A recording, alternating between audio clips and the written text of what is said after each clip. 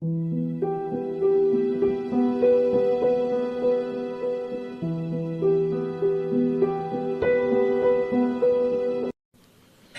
زمانہ کی سلامتی کے لیے ایک دفعہ صلوات بھیجتے ہیں۔ اللہم صلی علی محمد۔ لا حول ولا قوة الا باللہ العلی العظیم۔ حسبنا اللہ ونعم الوکیل ونعم المولا ونعم النصیر۔ اعوذ باللہ من الشیطان الرجیم، بسم اللہ الرحمن الرحیم۔ الحمد للہ الذی یؤمن الخائفین وینجی الصالحین ویضع المستکبرین ویہلک ملوکا ویستخلف آخرین، والصلاة والسلام علی رسول ثقلین محبوب رب المشرقین والمغربین جد الحسن والحسین نبینا سیدنا بالقاسم محمد۔ اللہم علی وآلہ الطیبین الطاہرین المعصومین، لا سیما بقیت اللہ فی الارضین، روحی وارواحنا لتراب مقدم الفدا، ولعنت اللہ علی اعدائهم اجمعین۔ بسم اللہ الرحمن الرحیم۔ رب اشرح لی صدری ویسر لی امری واحلل عقدۃ من لسانی یفقہوا قولی، اما بعد فقد قال اللہ تعالی فی کتاب الحکیم والقرآن المجید، وما خلقت الجن والانس الا لیعبدون۔ صلوات بر محمد وآل محمد۔ اللہم صلی علی محمد۔ عزیزان محترم، ہماری ماہ رمضان میں مجالس کی گفتگو سیرہ اہل بیت علیہ السلام سے جاری ہے، اور آج کے چند دقائق ہمارے پاس ہیں، اس میں ہم امام جعفر صادق علیہ السلام کی زندگی سے جو درس ہے کہ ہم کیا درس لے سکتے ہیں۔ درود بھیج دیں محمد وآل صلی علی محمد علیہ محمد۔ عزیزان امام، میں نے کل بھی آپ کی خدمت میں عرض کیا کہ 5ویں اور 6ٹھے امام کی زندگی اس ٹائم زون کے اندر ہے کہ جہاں پر یہاں پر ائمہ نے علم کے دروازوں کو کھولا، اور آیت اللہ وحید خراسانی اپنے درس خارج میں ذکر کر رہے تھے کہ شہادت امام جعفر صادق علیہ السلام کا دن تھا، اور انہی ایام کے اندر فرماتے ہیں کہ عجیب جو ہے وہ بعض رائٹروں نے اور بعض مفسرین قرآن نے لکھا ہے کہ دین کامل ہوا اس دن، کہ جس دن قرآن کی یہ آیت نازل ہوئی، یوم اکملت لکم دینکم، آج ہم نے تمہارے دین کو کامل کر دیا ہے، آج ہم نے نعمتوں کو تم پر تمام کر دیا ہے، اور تمہارے لیے دین اسلام جو ہے وہ پسند کیا ہے۔ یہ قرآن کی آیت ہے سورہ پروردگار۔ تو وہ فرماتے ہیں کہ نبوت اور رسالت اور امامت کا جو ہے وہ کام یہاں پر تمام ہوا، لیکن اصل جو علم تھا وہ اس وقت اپنے کمال پہ پہنچا جب یہ صادق آل محمد کرسی پہ آ کے بیٹھا۔ کیونکہ امام کے لیے جو صادق ہے وہ آسمانوں کا اسم ہے، یعنی ہم شاید اپنے امام سے اس طرح نہیں ہیں کہ جس طرح واقعاً حق ہونا چاہیے کہ ہم امام کو وہ لوگ جو کہ دوسرے مذاہب کے تھے، کہ جنہوں نے امام کے اوپر کتاب لکھی ہے، کہ امام کی خصوصیات کے اوپر غیر مسلم نے کتاب لکھی ہے 6ٹھے امام کے اوپر، کہ جو علم کے دروازے چاہے وہ مبدا اور معاد سے ہوں، یعنی انسان کی خلقت، کائنات کی خلقت سے لے کے کائنات کے آخر تک کا علم ہو، چاہے وہ خشک اور تر کا علم ہو، چاہے وہ باقی علم ہو، چاہے وہ فقہ کا علم ہو، سب ان امام کی ذریعے سے ہم تک پہنچا۔ اور امام نے ایسے شاگردوں کی تربیت کی کہ جس میں مشہور ابی بصیر اور زرارہ اور حشام کے بڑے بڑے متکلمین ان کے مقابلے میں، بڑے بڑے فلاسفر ان کے مقابلے میں مجبور ہو گئے۔ اور امام کا دور بھی ایسا تھا کہ سارے جتنے بھی فرقے ہیں، جتنے بھی جو مذاہب ہیں، وہ امام کے دور میں آ رہے ہیں، اور سب امام کے آگے مجبور ہیں۔ ملک ابن انس اور ابو حنیفہ جتنے بھی تھے ان سب نے جو ہے وہ امام سے کسب فیض حاصل کیا، سب جتنے بھی ہیں یہ سب انہوں نے امام سے لیا۔ لیکن ہم نے امام سے کیا لیا اور کتنا لے رہے ہیں، خب یہ ہمیں خود کو اپنی طرف دیکھنا چاہیے۔ ابن جندب، عبداللہ ابن جندب کو امام نے بہت ساری سفارشات کی ہیں، اس میں اخلاقی بھی ہیں، اس میں پہلی چیز ہی جو میں مفہوم بتا رہا ہوں کہ روزہ ہے اور روزے کی حالت میں بہت مشکل ہوتا ہے کسی حدیث کو بیان کر رہا، مفہوم یہی ہے کہ امام شیطان کے چنگال سے، شیطان کے شکار ہونے سے پہلے امام خبردار کر رہے ہیں، پہلے روک رہے ہیں۔ دیکھیں دشمن شناسی بہت ضروری ہے۔ دشمن کون ہے آپ کا؟ میرا، بولے میرا کوئی دشمن ہی نہیں ہے، خوب اس کا جب میرا مسئلہ میرے ذہن میں ہو میرا کوئی دشمن نہیں ہے تو میں کیا کروں گا؟ سوتا رہوں گا، غفلت میں رہوں گا، ریلیکس رہوں گا۔ لیکن پتہ ہو کہ آپ کا کوئی دشمن ہے، انسان کیسا ایکٹیو رہتا ہے؟ انسان سوچتا ہے، اگر انسان کا بزنس میں کمپٹیشن نہ ہو انسان محنت ہی نہیں کرتا، انسان محنت ہی نہیں کرتا۔ اس کو پتا ہے کمپٹیٹر ہے تو محنت کرتا ہے، اسٹریٹجی بناتا ہے۔ آپ بیڈمنٹن کھیل رہے ہیں، آپ یہ بل کھیل رہے ہیں، آپ کو سامنے ٹیم ہی نہیں ہے، آپ اکیلے کھڑے ہوئے ہیں، کھیلیں گے آپ کتنی دیر کھڑیں گے؟ بولیں گے بھائی کون دیکھ رہا ہے؟ کوئی بھی دیکھ رہا ہے، چلو گھر چلتے ہیں۔ لیکن ٹیم ہے، سامنے بیڈمنٹن کھیل رہے ہیں، سامنے کھیلنے والا ہے تو مزہ آتا ہے کھیلنے میں۔ تو مقابل دشمن کا ہونا ضروری ہے انسان کی زندگی میں۔ ہرڈلز نہیں ہو انسان کی زندگی، اگر ہائی وے پر سپیڈ بریکر نہ ہو تو آپ سیدھے چلتے ہیں، آپ کی آنکھ لگ جائے گی اور حادثہ ہو جائے گا۔ روڈ کیوں ٹیڑھے بنائے جاتے ہیں؟ تاکہ انسان بیدار رہے، آنکھ کھلی رہے۔ زندگی یہی ہے۔ خود دشمن ضروری، امام پہلے دشمن بتا رہے ہیں۔ دشمن کون ہے؟ شیطان تمہارا دشمن ہے، اور وہ کسی بھی وقت تم پر حملہ کر سکتا ہے۔ اور کیا کرتا ہے؟ اس کا کام کیا ہے؟ روایات کی روشنی میں مفہوم بیان کر رہا ہوں کہ نیکی سے دور کرتا ہے۔ سب سے پہلے نیکی نہیں کرنے دو اسے۔ نماز کا وقت ہے، کسی اور کام میں لگا دو۔ روزہ ہے، رکھ لیا، اب روزہ خراب کرو اس کا، غیبت کراؤ اس سے، کوئی بات ایسی کرا دو تاکہ اس کا روزہ ختم ہو جائے۔ خوب یہ ہم ریلیکس نہ رہے ہیں عزیزان محترم۔ قرآن کہہ رہا ہے عدو مبین، آشکار ترین سخت ترین دشمن جو ہے شیطان ہے انسان کا۔ لیکن انسان ریلیکس ہے، کوئی مسئلہ ہی نہیں ہے۔ نہیں عزیزان محترم، ائمہ کی ہم زندگیوں سے درس لیں۔ امام ہمیں متوجہ کرانا چاہ رہے ہیں۔ خود جب انسان نیکی نہیں کرتا یا نیکی نہیں کرے گا تو خود بخود غلط کرے گا۔ صحیح جب نہیں کر رہا تو غلطی کرے گا۔ انسان اگر اچھائی کی طرف نہیں بڑھا تو انسان کہاں بڑھے گا؟ غلط کیا ہوں۔ تو شیطان یہی کام کرتا۔ کبھی بھی آپ نیکی کرنا چاہ رہے ہو اور آپ دیکھیں کہ نہیں کرنے دے رہا، آپ قرآن پڑھنا چاہ رہے ہیں، کوئی فون کال آ گئی، کوئی میسج آ رہے ہیں خام خواہ، آپ سمجھ لیں کہ کوئی چیز ہے جو مجھے اچھائی سے روک رہی ہے، آپ اچھائی کی طرف راغب رہیں۔ انسان اچھا کام گھر میں جاتا ہے، آپ نے بڑی عبادت کی، بڑا درس لیا، گھر گئے، کسی نہ کسی بات پہ وائف سے، بچوں سے ہو سکتا ہے تلخ کلامی، تو آپ یہ سمجھ لیں کہ شیطان ہے جو آپ کی عبادت کو ضائع کرانا چاہ رہا ہے۔ آپ پیشنس، آپ صبر کریں۔ آپ جب صبر کریں گے خود بخود چیزیں آپ کو سمجھ میں آنا شروع ہو جائیں گی۔ رمضان ایسی عزیزان محترم بڑی بہترین حدیث ہے کہ جس نے واقعاً جو ہے وہ علماء بیان کرتے ہیں کہ امام کے بارے میں، امام بیٹھے ہوئے ہیں اور دسترخوان ہے اور ابو حنیفہ بھی جو ہے وہ بیٹھا ہوا ہے۔ کھانا جیسی آیا تو امام نے کھانا کھاتے وقت کہا کہ پروردگار کا شکر ادا کیا۔ مفہوم ایسے ہی ہے کہ اللہ نعمتیں اللہ دیتا ہے، اور اللہ اور اس کا رسول نے، میں شروع کرتا ہوں کہ اللہ اور اس کے رسول نے یہ مجھے عطا کیا۔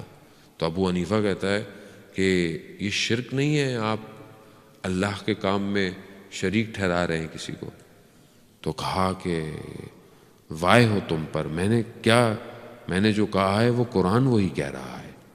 یعنی کتنی آیتیں قرآن کی یہی کہہ رہی ہیں کہ اللہ اور اس کے رسول کے ذریعے سے چیزیں تمہیں ملتی ہیں۔ یعنی وہابیت ہے کس پہ کھڑی ہوئی کہ بھائی کسی کو شریک نہیں ٹھہراؤ. اصل خدا کی عبادت میں شریک نہیں ٹھہرایا جاتا ہے انسان، نہ خدا کے ساتھ شریک ہے.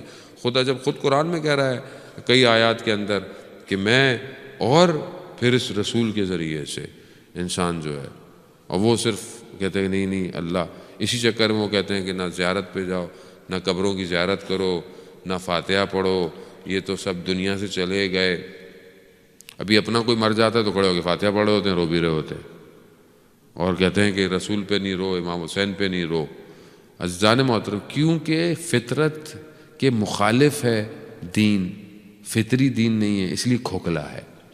امام نے اسی وقت قرآن کی آیتوں کی تلاوت کر کر یہ بتا دیا کہ یہ تمہاری تفکر صحیح نہیں ہے.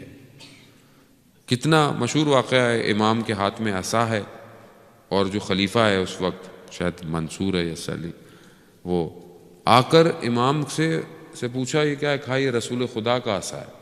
تو عصا کو چوم رہا ہے، یعنی عصا یعنی وہ جو لکڑی ہوتی ہے جس کو آپ پکڑ کے چلتے ہیں، اس کو چوم رہا ہے.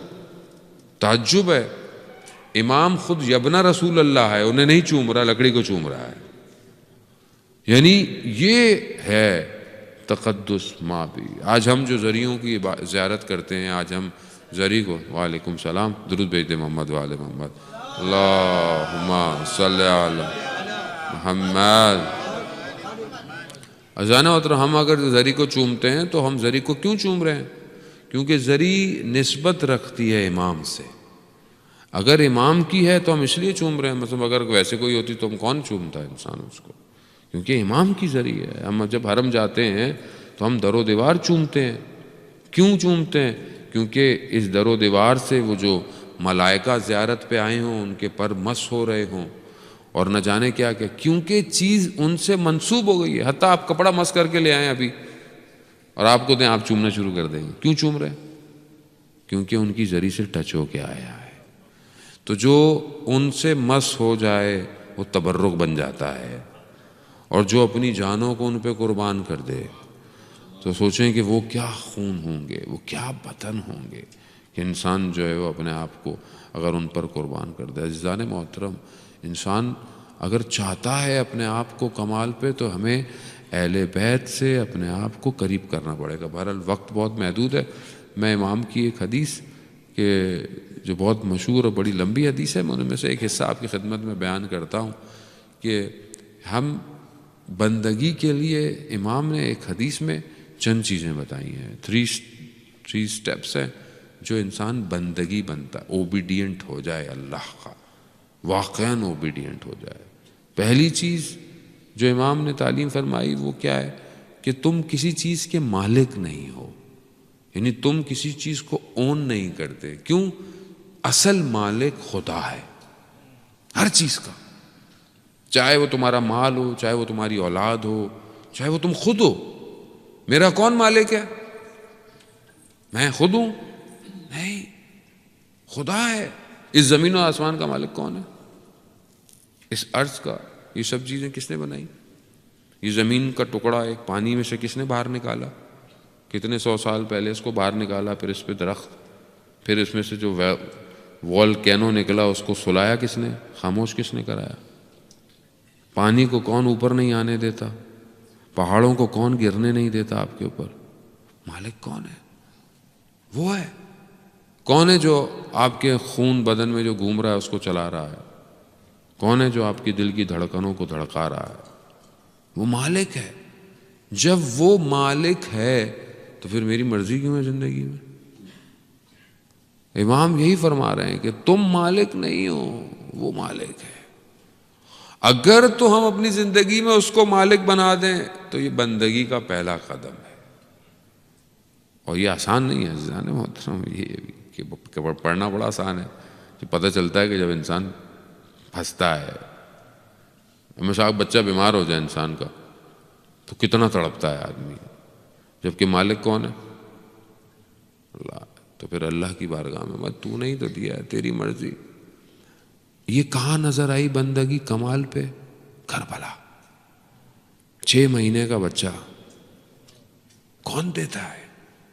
کون دیتا ہے؟ کبھی ٹیسٹ کیا آپ نے؟ ساری زندگی حضرت علی اصغر پہ ہم روتے رہتے ہیں. کبھی آپ اللہ آپ کو سب کو جن کی اولادیں ہیں اور جن کی نہیں ہیں ان کو اللہ اولاد عطا فرمائے.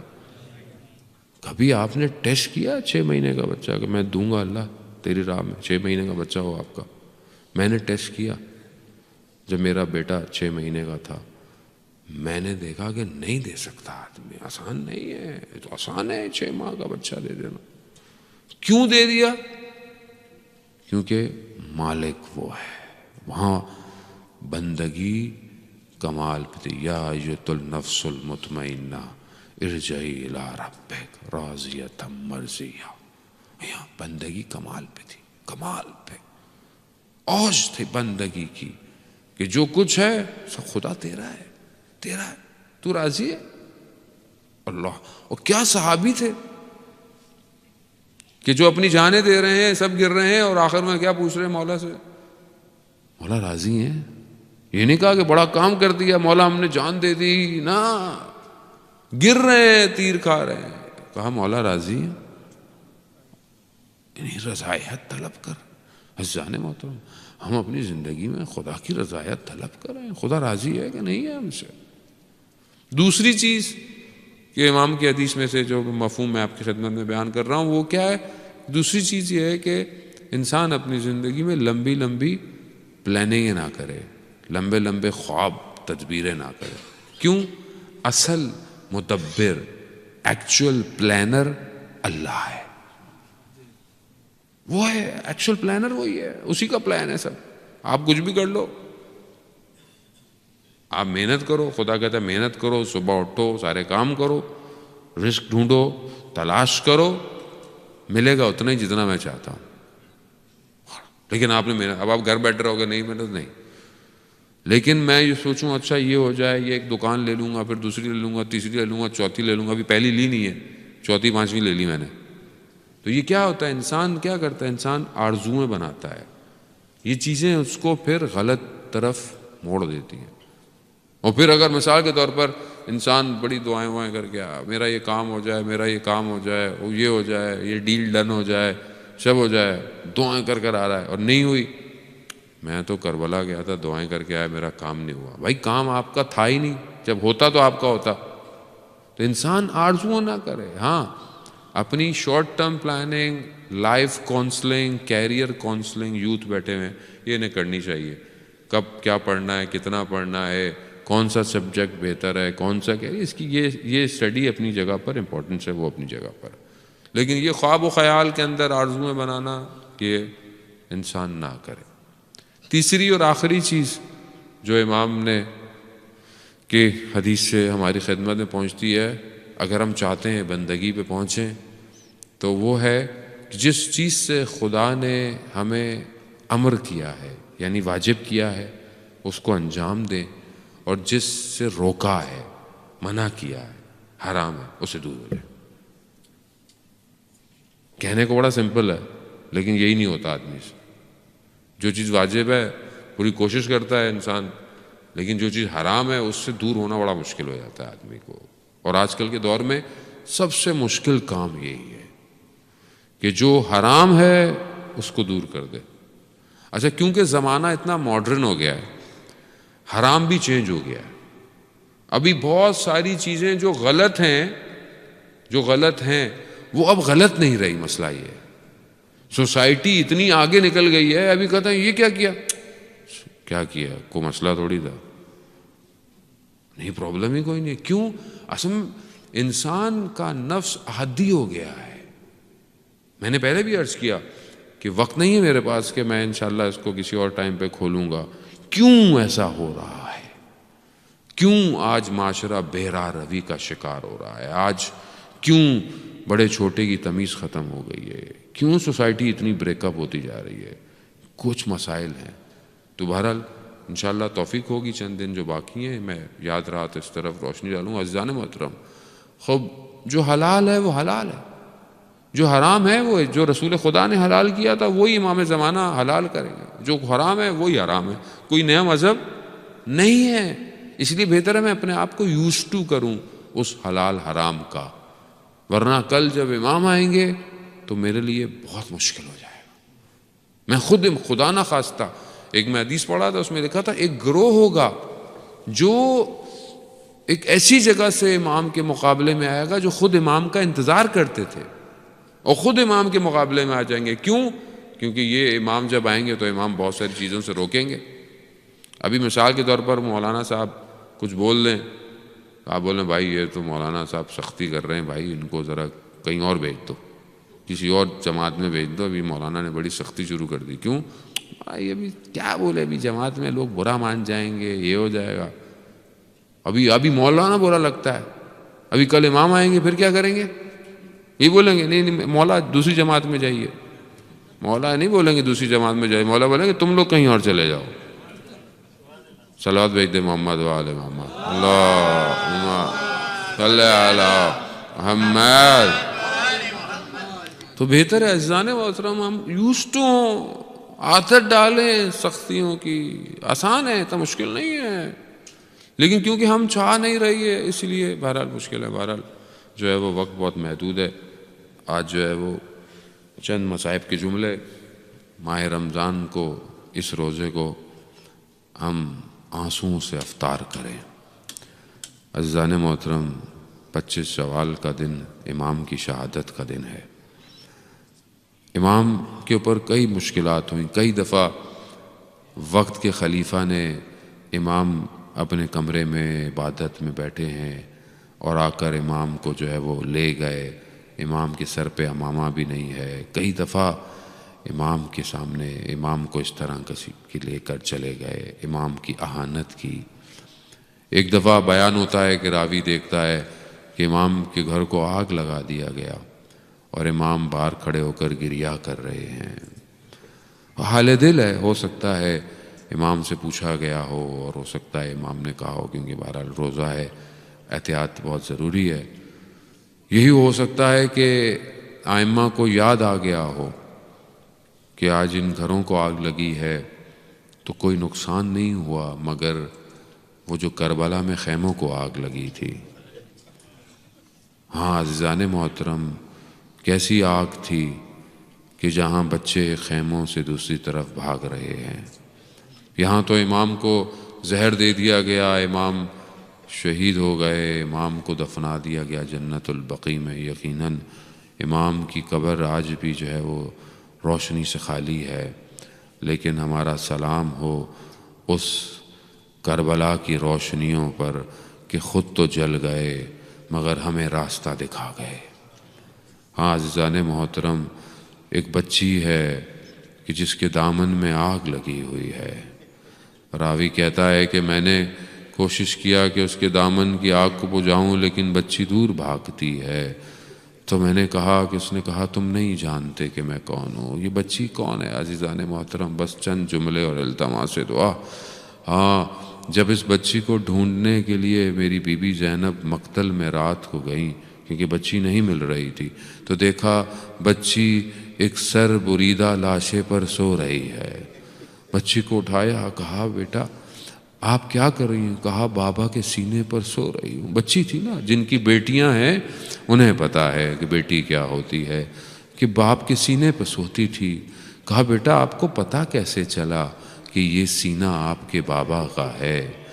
کہا میں مقتل میں بابا بابا کر رہی تھی، ایک بدن سے ہاتھ بلند ہوئے اور کہا الیہ الیہ، ادھر آ جا میری بچی، ادھر آ جا. الا لعنت اللہ علی القوم الظالمین وسیعلم الذین ظلموا ای منقلب ینقلبون. پروردگار امام زمانہ کے ظہور میں تعجیل عطا فرما، ہمیں ان کے ناصروں ان کے مددگاروں میں شمار فرما. پروردگار جو بھی حاضرین مجلس ہیں، محفل ہیں، ان سب کی شرعی حاجات کو جلد سے جلد پورا فرما. پروردگار ہماری کمیونٹی میں آپس میں محبت اور اتفاق کو، فضا کو قائم کرنے کی توفیق عطا فرما. جو بھی مشکلات ہیں کمیونٹی میں، جو بھی پرابلم ہے، پروردگار ماہ مبارک کی رحمت کے صدقے میں جلد سے جلد انہیں دور فرما. جہاں جہاں مشکلات ہیں قوموں میں، جہاں مومنین مشکلات کے اندر ہیں، پروردگار اس مہینے کی برکتوں کے صدقے میں ان کی مشکلات کو حل فرما. جہاں بھی مسلمان دنیا میں ماہ رمضان میں مشکلات کا شکار ہیں، پروردگار ان کو ظلم اور جور اور ہر چیز، ہر طرح کی مشکل سے انہیں آزادی عطا فرما. ہمیں کوئی غم نہ دے سوائے غم حسین کے۔ علماء اکرام، مراجع اکرام، جو بھی شخص اپنا خدمت کر رہا ہے دین کے لیے، اپنا وقت دے رہا ہے، اپنا پیسہ دے رہا ہے، اپنی ڈیوٹی کر رہا ہے، جو کر رہا ہے، جس طرح کر رہا ہے، یہاں پہ بھی جو اپنی ڈیوٹی انجام دے رہا ہے، پروردگار ان سب کو طول عمر اور توفیق میں ان کی اضافہ فرما۔ ہمیں کوئی غم نہ دے سوائے غم حسین کے۔ اللہم ارزقنا زیارت الحسین فی الدنیا و شفاعتہ فی الآخرہ۔ صلوات پر محمد و آلہ۔